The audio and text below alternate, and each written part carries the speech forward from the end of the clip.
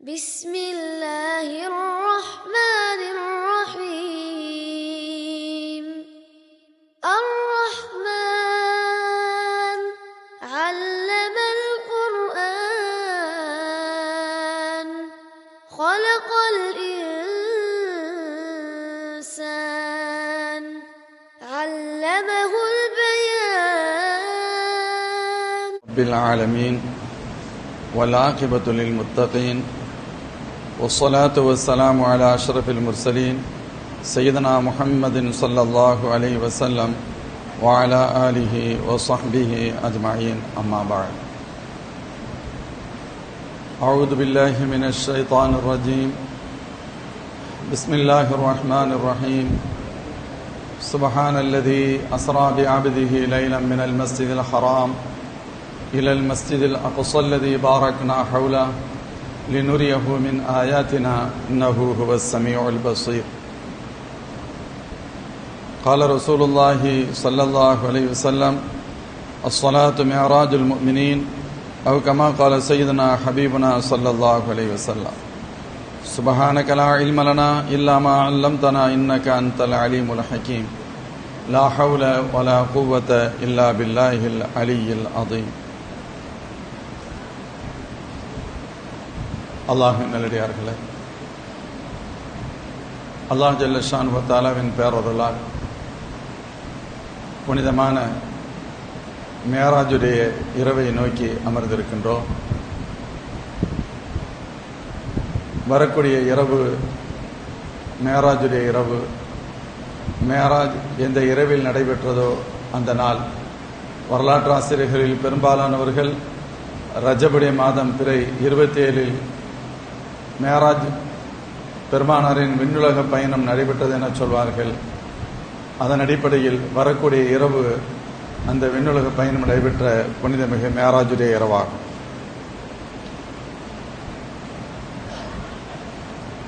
பெருமானார் ஸல்லல்லாஹு அலைஹி வஸல்லம் மக்காவிலிருந்து பைத்துல் முகத்தஸிற்கு தரை வழியாகவும் பைத்துல் முகத்தஸிலிருந்து 7 வானங்களை கடந்து சிதறத்துல் முன்தஹா என்ற பிரபஞ்சத்தின் எல்லையை அடைந்து அதற்கு பின்பு தன்னந்தனியாக சென்று அல்லாஹ்வை சந்தித்தார்கள், உரையாடினார்கள். மேலும் அல்லாஹ் நபி ஸல்லல்லாஹு அலைஹி வஸல்லம் உரையாடியதற்கு பின்பு அவர்களுக்கு அன்பளிப்பாக பரிசாக தொழுகையை கொடுத்தான் என்றெல்லாம் நாம் வரலாற்றை அறிவோம்.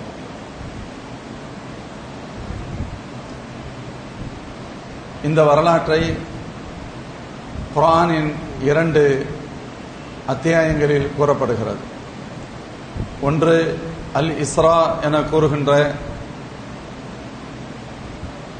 சுப்ஹானல்லதி அஸ்ரா பிஅப்திஹி லைலம் மினல் மஸ்ஜிதில் ஹராம் இலல் மஸ்ஜிதில் அக்ஸா அல்லதி பாரக்னா ஹவ்லஹு லினுரியஹு மின் ஆயாத்தினா இன்னஹு ஹுவஸ் ஸமீஉல் பஸீர் என்ற வசனம் அல் இஸ்ரா அத்தியாயத்தின் முதல் வசனம் 15வது ஜுஸுடைய முதல் வசனமாகும்.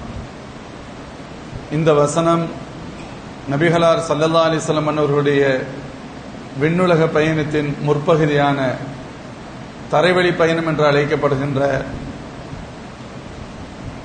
மஸ்ஜிதுல் ஹராமிலிருந்து, அதாவது மக்காவிலிருந்து பைத்துல் முகத்தஸ் வரை சென்ற பயணத்தை பற்றியும் 27வது ஜுஸில் வரக்கூடிய அந்நஜும் எனும் அத்தியாயத்தின் வழியாக அதற்கு மேல் நடைபெற்ற பயணத்தின் நிகழ்வுகளை குர்ஆனுடைய இந்த 2 அத்தியாயங்கள் வெளிப்படுத்துகின்றன.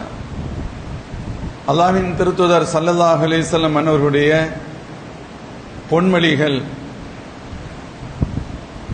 எண்ணற்ற பொன்மொழிகள் இந்த 2 பயணத்தையும் விரிவாக எடுத்துச் சொல்லும்.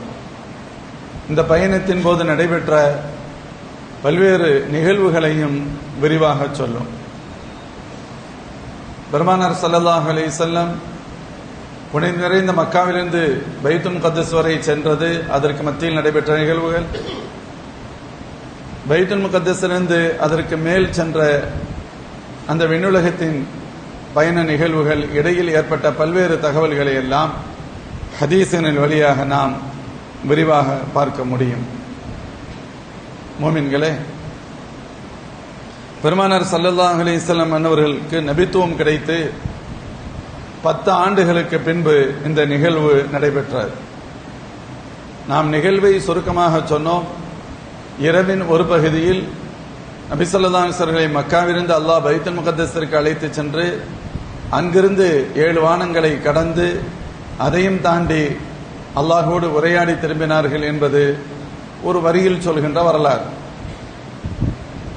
இந்த வரலாற்றை பார்த்தால் சில மணித்துளிகளில் இவ்வளவு பெரிய நிகழ்வு நடந்திருக்கிறது என்பதால் தான் அல்லாஹ் ஜல்ல ஷானஹு வ தஆலா இந்த நிகழ்வை குர்ஆனில் கூறத் தொடங்குகின்ற பொழுது சுப்ஹானல்லதி, இது போன்ற நிகழ்வுகளை ஏற்படுத்தி கொடுத்த அல்லாஹை பரிசுத்தப்படுத்துகிறேன் என்று ஆச்சரியப்படத்தக்க ஆச்சரியங்கள் நிகழ்கின்ற பொழுது அல்லாஹை புகழ்வதற்காக பயன்படுத்தக்கூடிய சுபஹான் அல்லாஹ் என்ற வார்த்தையின் தொடக்கத்தை அல்லாஹ் சொல்கிறான்.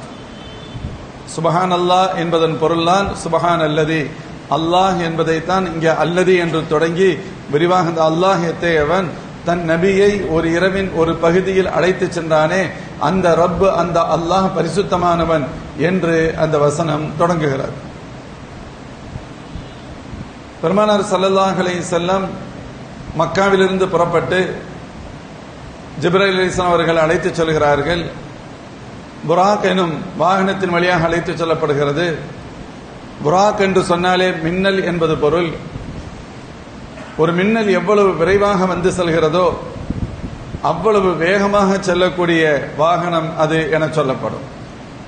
பார்வை எட்டுகின்ற தூரத்தில் அதற்கு அடுத்த எட்டு வைக்கக்கூடிய அளவிற்குண்டான வாகனம் என்றும், இதிலேயே அல்லாஹ் ஜிப்ரீல் அலைஹிஸ்ஸலாம் அவர்களை அனுப்பி பெருமானாரை அழைத்து சென்றான் என்று சொல்லப்படுகிறது. பைத்துல் முகத்தஸ் வரை சென்று பைத்துல் முகத்தஸ் என்பது இன்று நாம் மக்கா மதீனா செல்வதை போன்று பெரும்பாலானவர்கள் செல்லாத இடம் என்பதனால் அதை புரிவதில் சற்று சிரமம் இருக்கலாம். பைத்துல் முகத்தஸ் இந்த உலகத்தின் 2வது மஸ்ஜித். பைத்துல் முகத்தஸ் உலகத்தினுடைய 2வது மஸ்ஜித். முதல் மஸ்ஜித் காபா. இன்னா அவ்வள பைத்தின் வதுஇ லின்னாஸ் லல்லதி பிபக்கத முபாரக்கன் வஹுதல் லில் ஆலமீன். அல்லாஹை வணங்குவதற்கு இந்த உலகத்தில் ஏற்படுத்தப்பட்ட மஸ்ஜிதுகளில் முதல் மஸ்ஜித் மக்காவில் இருக்கும் காபா. அல்லாஹ் சொல்றான், இது முதல் மஸ்ஜித். அல்லாஹ்வின் திருத்தூதர் ஸல்லல்லாஹு அலைஹி வஸல்லம் கேட்கப்பட்டது, யா ரசூலல்லாஹ், இதற்கு அடுத்து எந்த மஸ்ஜித்? பைத்துல் முகத்தஸ் என்றார்கள் பெருமானார். இரண்டிற்கு மத்தியில் உண்டான கால அளவு இடைவெளி என்ன? 40 ஆண்டுகள் என்றும் ஸல்லல்லாஹு அலைஹி வஸல்லம் குறிப்பிட்டார்கள்.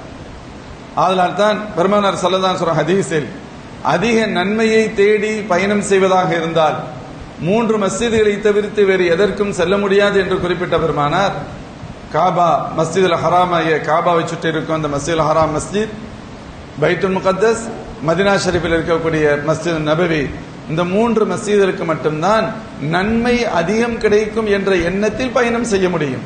நாம் எங்கு வேண்டுமானாலும் தொழுது கொள்ளலாம் என்பது வேறு.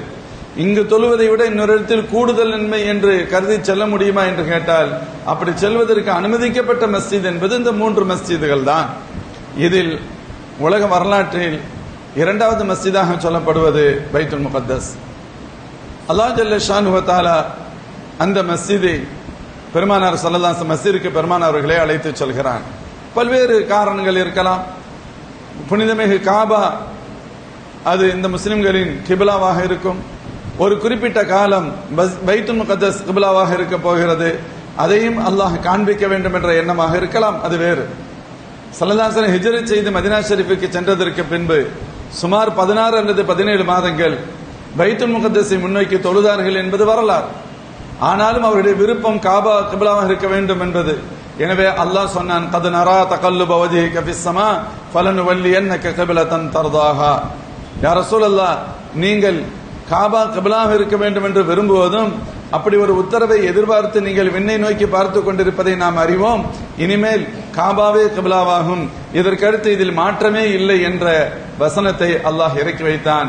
சயகூல் எனும் 2வது ஜுஸுடைய முதல் பக்கத்திலேயே இந்த வசனம் இடம்பெறும். முஃமின்களே, இப்ப நபி ஸல்லல்லாஹு அலைஹி வஸல்லம் பைத்துல் முகத்தஸுக்கு அழைத்து செல்லப்படுகிறார். பைத்துல் முகத்தஸ் ஒரு விரிவான ஒரு ஹரமுடைய எல்லையை கொண்ட பிரம்மாண்டமிக்க வராண்டா. அது பிரம்மாண்டமிக்க வராண்டா. இன்னைக்கு மக்காவிற்கு செல்கின்ற பொழுது, வடாது மதீனா ஷரீஃபுக்கு செல்கின்ற பொழுது நம்மிடத்தில் வசதி நிறையாக இருந்து அதை செலவு செய்வதற்கும் தயாராக இருந்தால் அந்த ஹரமுடைய அந்த வராண்டாவிலேயே கட்டப்பட்டிருக்கக்கூடிய அருகில் மிக அருகில் கட்டப்பட்டிருக்கும் ஹில்டன் அல்லது கிளாக் டவர் போன்ற ஹோட்டல்களில் தங்க முடியும். பணம் இருந்து செலவு செய்வதற்கு தயாராக இருந்தார். கீழே இறங்கினாலே ஹரம் தான், இறங்குறது இல்லை. இந்த 2 கட்டிடங்களிலும் அங்கேயே தொழுவதற்கான மஸ்ஜித் இருக்கும். அந்த மஸ்ஜித் என்பது இமாம் இருக்க மாட்டாங்க, காபாவில் தொலை வைக்கிற இமாமை பின்பற்றி அப்படியே தொழுவார்கள். அந்த அளவிற்கு உள்ளே இந்த ஹோட்டலுக்கு பின்பு சுமார் 1/2 கிலோமீட்டர் 1 கிலோமீட்டர் வரைக்கும் மக்கள் தொழுது கொண்டிருப்பாங்க. ஆனால் இது போன்ற வசதிகளை பைத்துல் முகத்தஸ்ல பெற முடியுமான்னு கேட்டா பெற முடியாது. பெரிய வராண்டா, பெரிய எல்லை, அதை சுற்றி மக்கள் வசிக்கக்கூடிய சாதாரண மக்கள் வசிக்கக்கூடிய மலை பகுதியில் கட்டப்பட்டிருக்கக்கூடிய சின்னஞ்சிறு வீடுகளாக இருக்கும், சிறு சிறு ஹோட்டல்களாக இருக்கும். ஹோட்டல் சொன்னா ரெஸ்டாரண்ட், அவ்வளவுதான். அதற்கு அடுத்து அதுக்கெல்லாம் வெளியில மக்கள் தங்கக்கூடிய ஹோட்டல்ஸ் என்பது பின்னால்தான் இருக்கும். எவ்வளவு பெரிய வசதி வாய்ப்பு மிக்கவராக இருந்தாலும் சரி, ஒரு கணிசமான தூரம் நடந்துதான் உள்ளே பைத்துல் முகத்தஸிற்கு செல்ல வேண்டும். அப்படித்தான் அதனுடைய அமைப்பு இருக்கு. பைத்துல் முகத்தஸ் இன்று நாம் எல்லோரும் பார்க்கக்கூடிய ஒரு கட்டிடம், அது குப்பத்து சஹ்ரா, ஒரு அதாவது கண்ணாடியினாலான ஒரு கட்டிடத்தை போன்று இருக்கும். செவ்வக வடிவத்திற்கு பகரமாக ஒவ்வொரு செவ்வக வடிவத்திலும் இன்னொரு பெண்ட் இருக்கும். 8 வளைவுகளை உள்ளடக்கியதாக இருக்கும். அந்த கட்டிடம் ஆக்சுவலி அது குப்பத்து சஹ்ரா. பெரும்பாலும் பார்க்கிறவங்க அதைத்தான் பைத்துல் முகத்தஸ் ஒரு போட்டோ மாதிரி பார்ப்பாங்க. அது பைத்துல் முகத்தஸிற்கு அருகில் இருக்கக்கூடிய கட்டிடம். அந்த கட்டிடத்திற்கான தனி சிறப்பு என்ன அப்படின்னு கேட்டா, அந்த கட்டிடம் அதனுடைய மைய பகுதியில் ஒரு சிறு மலை குன்று இருக்கிறது. அந்த மலைக்கு கீழே பார்த்தா குகை மாதிரி இருக்கும், மகிழ் குன்று, அதுக்கு கீழ் குகையும் இருக்கும், இப்பொழுதும் இருக்கு. அல்லாஹ்வின் திருத்தூதர் ஸல்லல்லாஹு அலைஹி வஸல்லம் மிஅராஜிற்கு, அதாவது தரையில் இருந்து மேலே லிப்டாக மேலே சென்ற இடம் அந்த இடம்தான். இங்கிருந்து தரைவழி பயணம் மக்கா டு பைத்துல் முகத்தஸ். பைத்துல் முகத்தஸில் இருந்து போனாங்கன்னு சொல்றமே, அந்த பைத்துல் முகத்தஸ் என்ற மஸ்ஜிதுல் அக்ஸா என்ற பள்ளி அல்ல, அதற்கு பக்கத்தில் இருக்கக்கூடிய குப்பத்து சஹ்ரா எனும் பாறையின் மீது கட்டப்பட்டிருக்கக்கூடிய அந்த மஸ்ஜித், அந்த மைய பாறை, அந்த சிறு மலை குன்றில் இருந்துதான் அல்லாஹ்வின் திருத்தூதர் ஸல்லல்லாஹு அலைஹி வஸல்லம் மேல அப்படியே போறாங்க. அந்த இடத்தை சுற்றி தான் இப்பொழுது குப்பத்து சஹ்ரா என்ற மஸ்ஜித் கட்டப்பட்டிருக்கிறது. அங்கும் தொழுகை நடைபெறுகிறது. மஸ்ஜிதுல் அக்ஸாவில் ஜுமா போன்ற தொழுகையிலே ஆண்கள் தொழுதால் இந்த இடத்துல பெண்கள் தொழுகின்ற இடமாக இருக்கும். மற்ற நேரங்களில் எல்லாரும் கலந்து தொழுவார்கள். ஆண்கள் இங்கேயும் தொழுவாங்க. ஜும்மாவுடைய தொழுகையில மட்டும் அந்த மஸ்ஜித் பெண்களுக்கான மஸ்ஜிதாக மாற்றப்படும். அங்கே பெண்கள் மட்டும் தொழுவாங்க. புரிவதற்காக இதை சொல்கிறேன். அல்லாஹ்வின் திருத்தூதர் ஸல்லல்லாஹு அலைஹி வஸல்லம் அங்கிருந்து விண்ணுலகத்திற்கு உயர்த்தப்பட்டு 7 வானங்களை கடந்து சிதறத்துல் முன்தஹா என்ற அந்த பிரபஞ்சத்தின் எல்லையை கடந்து அதற்கடுத்து ஜிப்ரீல் அலைஹிஸ்ஸலாம் சொல்கிறார்கள், யா ரசூலல்லாஹ், இதற்கு மேல் நான் வர முடியாது, நீங்கள் மட்டுமே செல்ல வேண்டும். ஸல்லல்லாஹு சொல்றாங்க, இது புரிய இடம், நீங்க இவ்வளவு தூரம் கூட்டிட்டு வந்துட்டு நீங்க விட்டுட்டு போன்னு சொல்றீங்களே, நான் எப்படி தனியாக போக முடியும் என்பதை போன்று பார்வை. ஹஸரத் ஜிப்ரீல் அலைஹிஸ்ஸலாம் சொன்னார்கள், வமா மின்னா இல்லா லஹு மகாமும் மஅலூம், எங்களில் ஒவ்வொருவருக்கும் ஒரு எல்லை உண்டு, என்னுடைய எல்லை இத்துடன் முடிந்து விட்டது, இதற்கு மேல் ஒரு சிறு அளவு நான் கால் எடுத்து வைக்க முற்பட்டால் நான் கரிந்து போய்விடுவேன் என்றார்கள் ஜிப்ரீல் அலைஹிஸ்ஸலாம். ஜிப்ரீல் அலைஹிஸ்ஸலாம் யார்? மலக்குமார்களின் தலைவர். மலக்குமார்கள் யார்? அவருடைய படைப்பு பிரம்மாண்டமிக்க படைப்பு.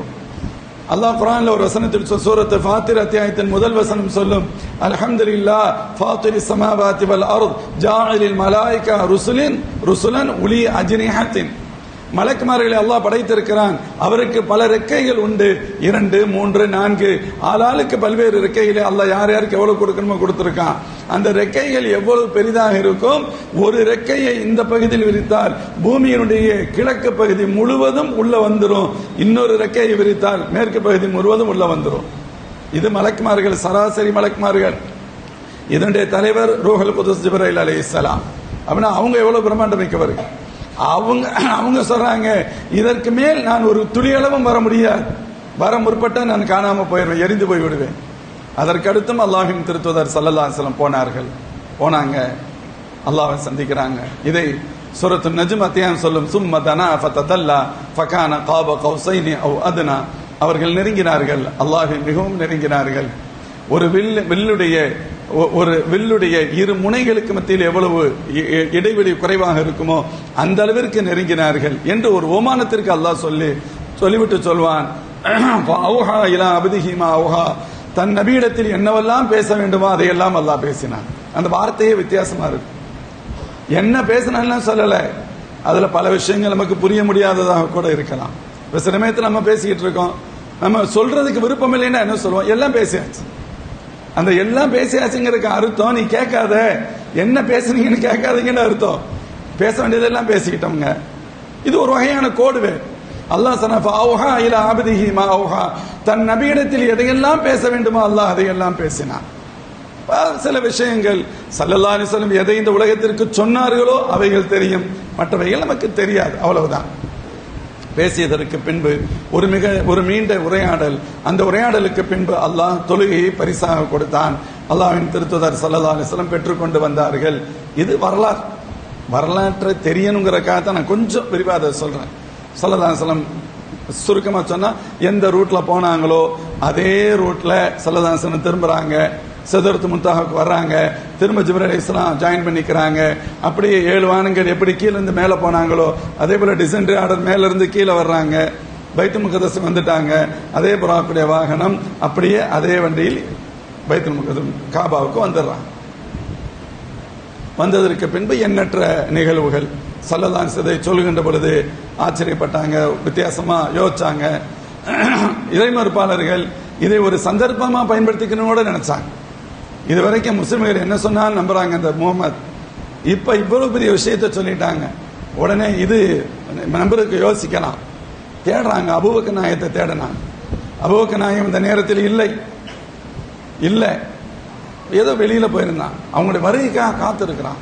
கடைசியில் ஒரு நேரத்தில் அவங்க வர்றாங்க. இதுல சில பேர் போய் பார்த்துட்டு கேட்கிறாங்க, அபூபக்கர் உங்களுக்கு விஷயம் தெரியுமா அப்படின்னு கேட்டாங்க. அவங்க எப்பொழுதுமே நிதானமானவர்கள், இயல்பிலேயே நிதானம். விஷயம் தெரியுமான்னு கேட்டா சொன்னதானே தெரியும், சொல்லுங்களேன்னு சொன்னாங்க. இல்ல முகமது ஏதோ சொல்றாங்க தெரியுமா? இல்ல தெரியாது. உடனே சொன்னாங்க, அவரு இந்த இரவுன்ற ஒரு சிறு பகுதியில பைத்துல் முகத்தஸ் போய் அங்கிருந்து 7 வானங்கள்லாம் போயிட்டு வந்துட்டாங்களாம் அப்படின்னு சொன்னாங்க. அவங்க சொன்னாங்களான்னு கேட்டாங்க. ஆமா ஆமா அவங்க தான் சொன்னாங்க. அவர்கள் சொன்னால் அதை நான் ஏற்றுக்கொள்கிறேன்னு சொன்னேன். இவங்களுக்கு செருப்பு அடிச்ச மாதிரி இருந்துச்சு. என்னடா அது, ஒரு ஏதாவது மறுப்பாருன்னு சொன்னா எப்படி சொல்றாரு? அதற்கு அபூபக்கர் சித்திக் ரலியல்லாஹு அன்ஹு பெருமானாரை சந்திக்க வருகிறார்கள். ஸல்லல்லாஹு அலைஹி வஸல்லம் சொல்றாங்க, யா ரசூலல்லாஹ் இப்படி கேள்விப்பட்டேன்னு சொல்றாங்க. ஆமா அபூபக்கர், நீங்க என்ன சொன்னீங்க? தாங்கள் சொல்லி இருந்தால் நான் அப்படியே ஏற்றுக்கொள்கிறேன் என்று சொன்னேன். அபூபக்கர் உங்களுக்கு சந்தேகமே வராதான்னு கேட்டாங்க. ஸல்லல்லாஹு அலைஹி வஸல்லம் அபூபக்கர் நாயகம் சொல்றாங்க, யா ரசூலல்லாஹ், ஒரு நாளைக்கு ஜிப்ரீல் அலைஹிஸ்ஸலாம் உங்களிடத்தில் வஹி கொண்டு வருவதாக சொல்கிறீர்கள். சில சமயங்களில் ஒரு நாளில் பல தடவை வருவதாக சொல்கிறீர்கள். அவர்கள் எங்கிருந்து வருகிறார்கள் என்ற தூரம் மிக அதிகமானது. நீங்கள் சொல்கிறீர்கள் என்பதற்காக அவைகள் எல்லாம் நாங்கள் ஏற்றுக்கொள்கிறோம். நீங்களே போயிட்டு வந்தேன்னு சொல்றதை ஏற்றுக்கிறதுக்கு எங்களுக்கு என்ன கஷ்டம்? நீங்க சொன்னதால் இன்னொருவருடைய வருகையை ஒப்புக்கொள்கிறோம். அப்படியானால் உங்களுடைய தகவல், உங்கள் தொடர்பான தகவலை எங்களுக்கு என்ன பிரச்சனை? அப்பதான் ஸல்லல்லாஹு சொன்னாங்க, அஷ்ஹது அன்னக சித்தீகன், நீங்கள் சித்தீக் என்பதற்கு நான் சாட்சியாளன் சொன்னார். நீங்கள் வாய்மையாளர், நீங்கள் எப்பொழுதும் உண்மை தவிர்த்து உங்களுக்கு எதுவும் வராது, உண்மை தவிர்த்து உங்களுக்கு வராது. அது ஸல்லல்லாஹு சொன்னாங்க, நீங்கள் சித்தீக் என்பதற்கு நான் சாட்சி. இது ஒரு வகையான நிகழ்வு. இது வரலாறு, இன்னும் வரலாறு. இன்ஷா அல்லாஹ் இதை பற்றி இன்னைக்கு இஷாவுக்கு பின்னால வெளியிலிருந்து கண்ணியத்திற்குரிய ஹதரத் பிறந்து வருகிறார்கள், இன்ஷா அல்லாஹ் பேசுவாங்க. இந்த இடத்தில் நான் முக்கியமாக ஒன்று ஞாபகப்படுத்த வந்தது, எதற்காக மேராஜ் கொடுக்கப்பட்டது, எதற்காக இந்த நிகழ்வு நடந்தது.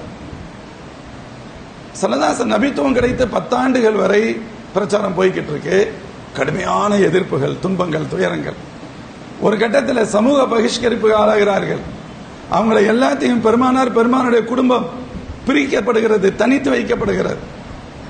அவங்களுக்கு தனிச்சு வச்சு மக்களோடு எந்த தொடர்பு இருக்கக்கூடாது என்று சொல்லப்படுகிறது. உணவுப் பொருட்கள் கிடைப்பதை கூட தடை செய்கிறார்கள். வெளியூர்ல இருந்து வியாபாரிகள் வந்தால் அவங்கள்ட்ட காசு கொடுத்து வாங்குறதுக்கு கூட அனுமதிக்கல. அத்தகைய சூழலை தடுத்தார்கள்.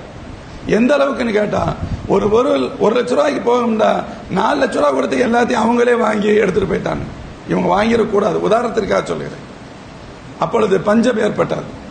அந்த பஞ்சத்தின் விளைவு பெருமானார் ஸல்லல்லாஹு அலைஹி வஸல்லம் உயிருக்குயிராக பாதுகாத்த அவருக்கு பெரிய தந்தை அபூ தாலிப், பெருமானாருக்கு அத்தனையும் தியாகம் செய்த அருமை துணைவியார் கதீஜா ரலியல்லாஹு அன்ஹா வஃபாத் ஆயிட்டாங்க. அந்த கட்டத்தில் ஒரு நெருக்கடியான காலம் சொல்லுவாங்க. பெருமானார் கவலையின் உச்சத்தில் இருந்த காலம் அந்த காலம். அபூ தாலிப் அவர்கள் பெருமானாருக்கு இவ்வளவுதான் பாதுகாப்பு இல்லை சொல்லவே முடியாது. அந்த குறிப்பிட்ட சில மாதங்கள் தங்கி இருக்கிற காலத்தில் பெருமானாரை ஒரே படுக்கையில் படுக்க விட மாட்டார்கள். சில சமயத்தில் தன்னுடைய படுக்கையில் படுக்க வைப்பாங்க. சில சமயத்தில் மிட் நைட்ல ஆளை எழுப்பாங்க. எழுப்பி கொண்டு அவங்க பிள்ளை படுத்திருக்கிற ஒரு பெட்ல படுக்க வச்சுட்டு அவரை கொண்டு வந்து இங்கே படுக்க வைப்பாங்க.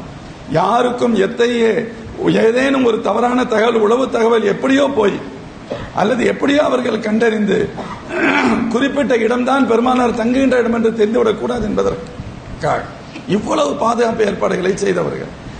இவ்வளவு பாதுகாப்பு ஏற்படுனா அச்சுறுத்தல் எவ்வளவு இருந்தது.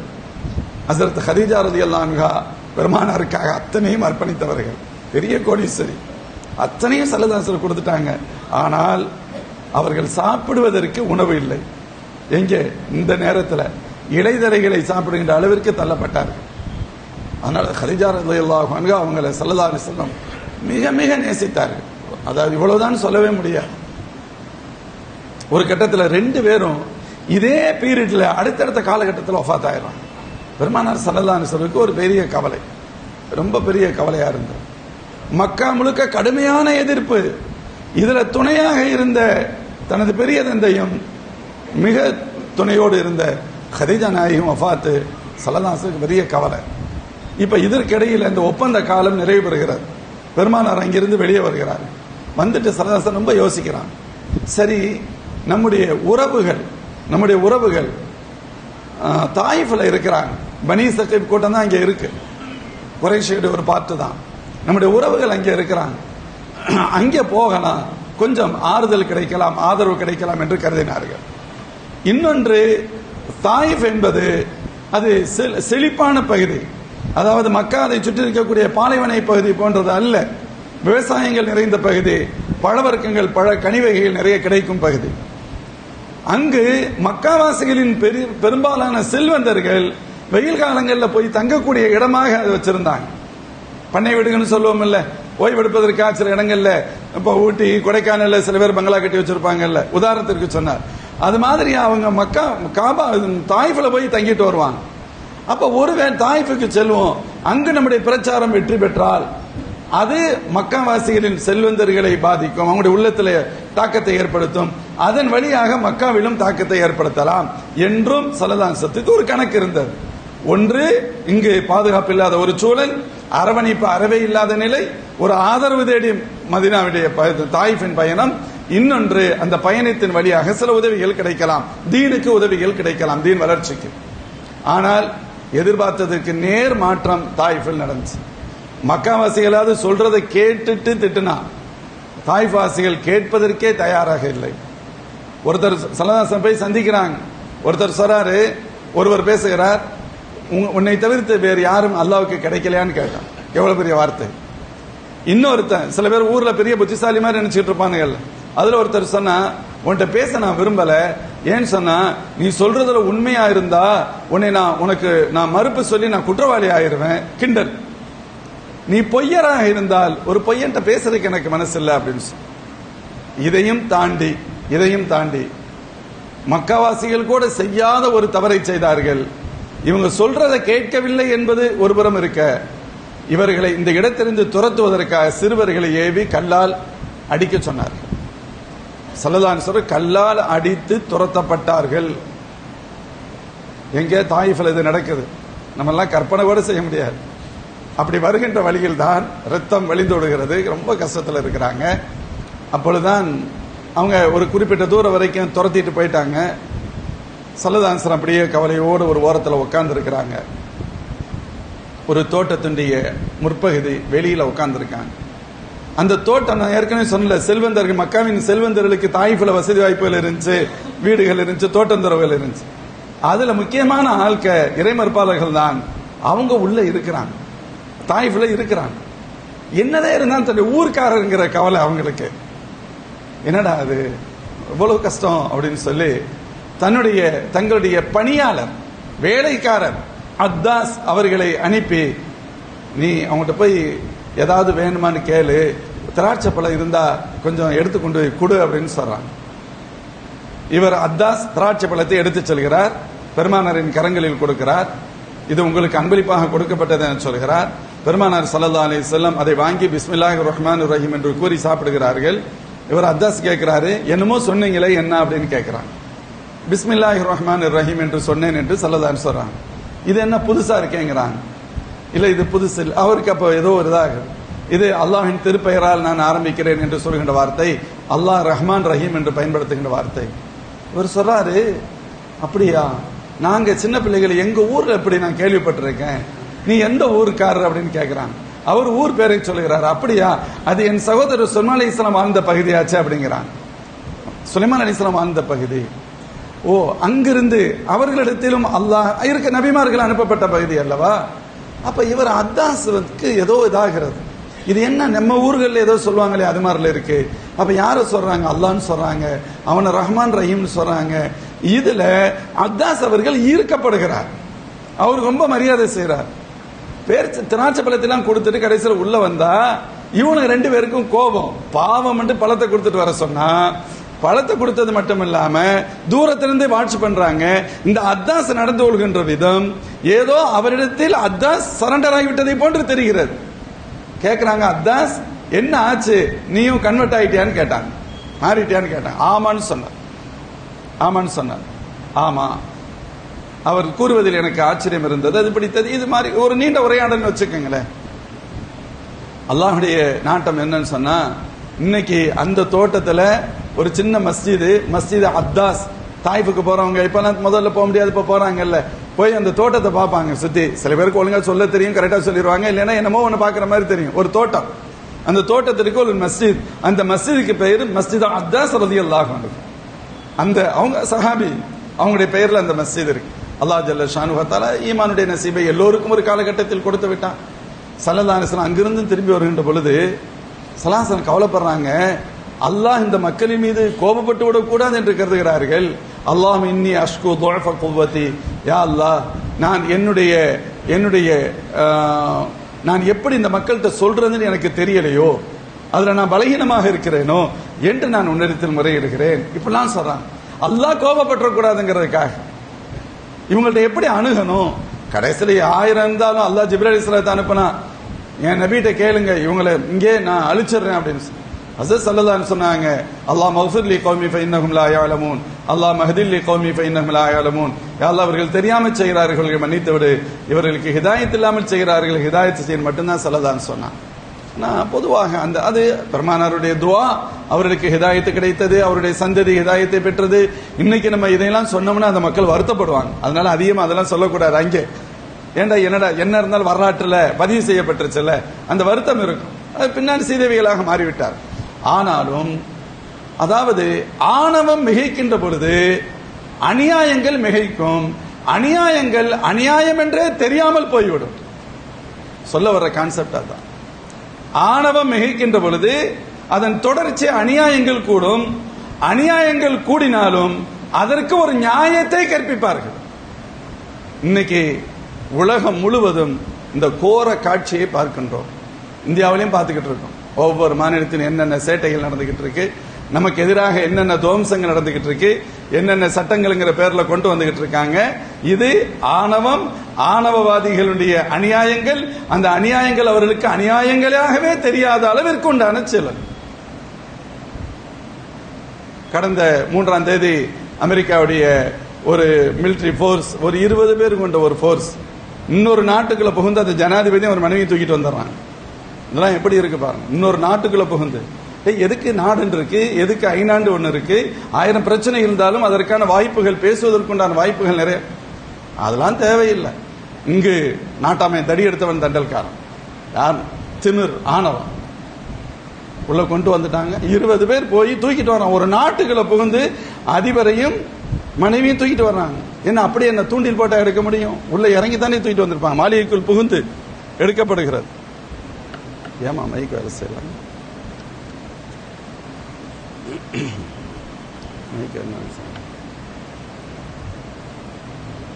இதெல்லாம் உலகத்துல சாதாரணமா நடக்குது. அது அவங்க நடக்கிறது மட்டுமல்ல, கொஞ்ச நாள்ல என்னமோ நம்ம இந்த பதவி வெறியர்கள் விசிட்டிங் கார்டு அடிச்சுட்டு சில பேர் அலைவானுங்கள்ல, அது மாதிரி தன்னை தான் அந்த நாட்டுடைய தற்காலிக அதிபர்னு போட்டுக்கிற முடியுது. அடுத்த சில நாட்கள்ல அமெரிக்காவுடைய நிறுவனங்கள் தான் அந்த எண்ணெய் எடுக்குன்னு சொல்லும். இதெல்லாம் எண்ணெய்க்கான பிரச்சனை. ஆயில் உலகம், அதாவது அற்ப காசு, இந்த துனியாவிற்காக எந்த எல்லைகளையும் கடப்பார்கள். எந்த எல்லைகளையும் கடக்கலாம். காசு, பணம், பதவி, என்ன வேண்டுமானாலும். நம்ம ஊர்ல நடக்குதா இல்லையா? இந்த தொகுதியில ஜெயிக்கணுமா, 100 பேர் 1000 பேர் செத்தா என்ன இருக்கு? எதற்காக அயோத்தி, எதற்காக திருப்பரங்குன்றோம்? பெரிய பக்தியா? பக்தியுள்ள ஒரு மண்ணும் கிடையாது. பெரிய கலவரங்கள் வரணும், ஆயிரக்கணக்கான பேர் சாகணும், அதை பயன்படுத்தணும், அவ்வளவுதான். எனக்கு ஆட்சி வேண்டும், அதிகாரம் வேண்டும். எந்த அந்த ஆணவம் மிகைத்தால் அநியாயங்கள் மிகைக்கும். அநியாயங்கள் என்று தெரியாத அளவிற்கு உண்டான சூழல்கள் போகும். உலகத்தினுடைய மிக முக்கியமான ஆயுள் உள்ள நாடுகள்ல அந்த நாடு வெனிசுலா ஒண்ணு, 2வது சவுதி, 3வது ஈரான். சவுதி செல்லப்பிள்ளை மாதிரி கொஞ்ச நாளைக்கு வச்சிருக்கிறாங்க. இப்ப ஈரான்ல வேலையை காமிச்சிட்டு இருக்காங்க. இன்னொன்னு டென்மார்க் இருக்கக்கூடிய இன்னொரு பகுதி, அத அமெரிக்காவுடைய ஒரு பகுதியா நான் ஜாயின் பண்ணிக்கிற போறேன், அது ஒரு ஸ்டேட்டா வச்சுக்கிற போறேன்னு என்னென்னலாம் நடக்குது உலகத்துல. யாரும் எதுவும் செய்யறதுக்கு உண்டான ஒரு சூழல் இல்லை. வேடிக்கை பார்க்கின்ற நிலை. அவர் ஒன்றை சரி என்று சொன்னால் எல்லோரும் சரி என்று சொல்லக்கூடிய நிலையும், தவறு என்று சொன்னால் தவறு என்று சொல்லக்கூடிய நிலை. ரோடிசங்கள் உலகம் முழுவதும் வியாபித்து பரவி இருக்கின்றன. இங்கேயும் நம்ம கண்கூடா நம்முடைய பகுதிகளில் நம்ம பார்த்துக்கிட்டு இருக்கோம். ஆனாலும் என்னன்னு சொன்னா, எல்லா அநியாயங்களும் நீண்ட நாட்கள் நீடிக்காது. அதற்காக சொல்ல வரேன். பெருமானார் ஸல்லல்லாஹு அலைஹி வஸல்லம் அவ்வளவு கஷ்டப்பட்டு மக்காவில இருந்து, தாயிஃப்ல இருந்து வந்தாங்களே தவிர அந்த வரலாறு நீடிக்கவில்லை. 3 ஆண்டுகளில் எல்லா வகையிலும் சிறந்த மதீனாவை ரப்பு தேர்ந்தெடுத்து கொடுத்தார். மதீனாவை தேர்ந்தெடுத்து கொடுத்து 8 வருடங்களில் மீண்டும் மக்காவை அல்லாஹ் கையில் கொடுத்தார். ஸல்லல்லாஹு அலைஹி வஸல்லம் ஹிஜ்ரி 10 இந்த உலகத்தை விட்டு பிரிகின்ற பொழுது சவுதிக்கு மட்டுமல்ல, அதை சுற்றி இருக்கக்கூடிய பல்வேறு பகுதிகளின் பொறுப்பாளர்களாக ஸல்லல்லாஹு அலைஹி வஸல்லம் தங்களுடைய ஹயாத்தோடு இருந்துதான் சென்றார்கள். ஸல்லல்லாஹு அலைஹி வஸல்லம் மறைவிற்கு பின்பு 30 ஆண்டுகள், ஒரு 15 ஆண்டுகளில் 2,70,000 சதுர கிலோமீட்டர்கள் வரை உமர் நாயகத்தினுடைய காலத்தில் வந்தது. அது 30 லட்சங்களாக, 60 லட்சங்களாக, கோடிகளாக மாறியது. 1924 அதாவது உஸ்மானிய ஹிலாஃபத் ஆட்சிகள் அகற்றப்படுகின்ற வரை இஸ்லாமியர்களின் சாம்ராஜ்யம் உலகம் முழுவதும் இருந்து கொண்டே வந்தது. எல்லாரும் ஒரு காலகட்டத்தில் இல்லாம போயிடும் சொல்லுவாங்க. தொடர்ந்து கொண்டு வந்தது. சூழ்ச்சிகளின் விளைவு சில பிரச்சனை. எதற்கு நான் சொல்ல வருகிறேன்? தாயிஃபில் தடுக்கப்பட்டதால், தாயிஃபில் விரட்டப்பட்டதால் அதோடு வரலாறு முடிந்துவிட்டது என்பது பொருள் அல்ல. 3 ஆண்டுகளுக்கு பின்பு தலைகீழான மாற்றங்களை ரப்பு ஏற்படுத்தி தந்தான். அதே ரப்பு கண்டிப்பாக ஆணவக்காரர்கள் ஒருபோதும் நிரந்தரமாக ஆணவத்தில் இருக்க முடியாது. நிரந்தரமாக அவருடைய அநியாயங்கள் தொடர முடியாது. அது மாறும். ஆனால் நம்மை பொறுத்தவரை அரசியல் ரீதியாக நாம் பலகீனமாக இருந்தாலும், நாம் நம்முடைய முன்னோர்கள், நம்முடைய மூத்த உலமாக்கள், அறிஞர் பெருமக்கள் நமக்கு சொல்ல வருவது, இறையச்ச ரீதியாக, ஆன்மீக ரீதியாக ஒழுக்கமாக இருக்க பழகுங்கள். இதைத்தான் நமக்கு சொல்லி தர்றாங்க. அரசியல் ரீதியாக பலகீனமாக நாம் இருந்தாலும் அந்த பலகீனத்தை வென்று திரும்ப நார்மலுக்கு நாம் வர வேண்டுமானால், ஆன்மீக ரீதியாக, இறையச்ச ரீதியாக, பண்பியல் ரீதியாக, ஒழுக்கவியல் ரீதியாக அல்லாஹ்வுடைய ரசூல் கற்றுத்தந்த அந்த வாழ்க்கை முறையை நாம் தொடர்ந்து அப்பழுக்கில்லாமல் நாம் பின்பற்றுவோம். அல்லாஹ் ஜல்ல ஷானுஹு வ தஆலா இந்த நிலையை கண்டிப்பாக நமக்கு மாற்றி தருவான் என குறிப்பிடுகிறார்கள். எல்லாம் அல்லாஹ் அத்தகைய தௌஃபீகை நமக்கும் அனைத்து முஃமின்களுக்கும் வழங்கட்டுமாம். வாஹிரு தஅவானா அல்ஹம்துலில்லாஹி ரப்பில் ஆலமீன். அஸ்ஸலாமு அலைக்கும் வரஹ்மத்துல்லாஹி வபரகாத்துஹு. صدق الله العظيم.